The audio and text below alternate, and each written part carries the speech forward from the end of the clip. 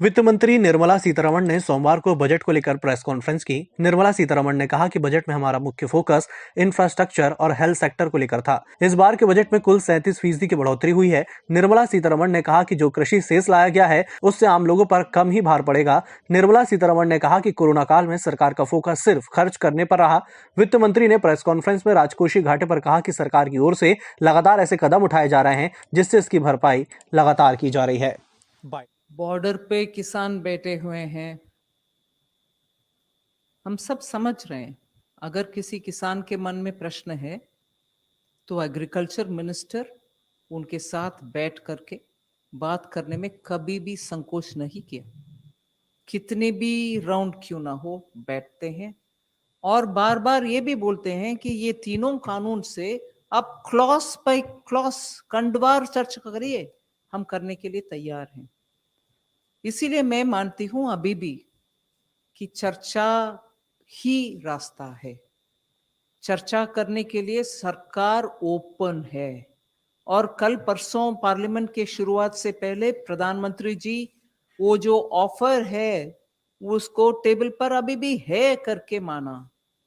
इसीलिए मैं मानती हूं किसान जिनको भी मन में कुछ प्रश्न है, संकोच है और डाउट्स है, वो जरूर बात करने के लिए आगे आए, सरकार से बात करें। वो एक विषय है। दूसरा, ये एग्रीकल्चरल इंफ्रास्ट्रक्चर डेवलपमेंट सेस का मैटर है। ये मैंने मेरे एग्रीकल्चरल सेक्शन जब मैं पढ़ रही थी उसमें स्पष्ट बोले कि एग्रीकल्चरल इंफ्रास्ट्रक्चर के लिए हम खर्च करेंगे और बहुत सारे इंफ्रास्ट्रक्चर के लिए वैरायटी हमने स्कीम्स बोले हैं। अब तक जो सिर्फ पोटैटो टोमेटो के लिए स्कीम है उसको अभी 23 पेरिशेबल क्रॉप्स के लिए ले आ रहे हैं।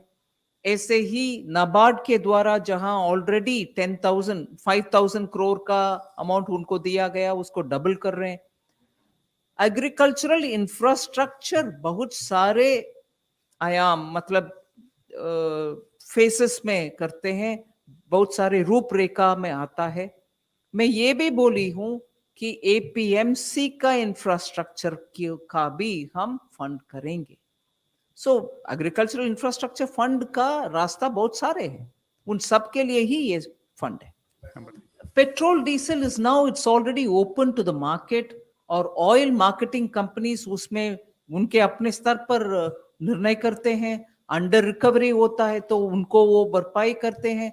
उसमें सरकार की रोल, पर्टिकुलरली केंद्र सरकार की रोल मैं ये बोलना चाहती हूं क्योंकि हमारा पेट्रोल एक्साइज के ऊपर जो हम अमाउंट हम लेते हैं वो फिक्स्ड अमाउंट है, वैल्यू बेस्ड नहीं, एड वैलोरम नहीं है।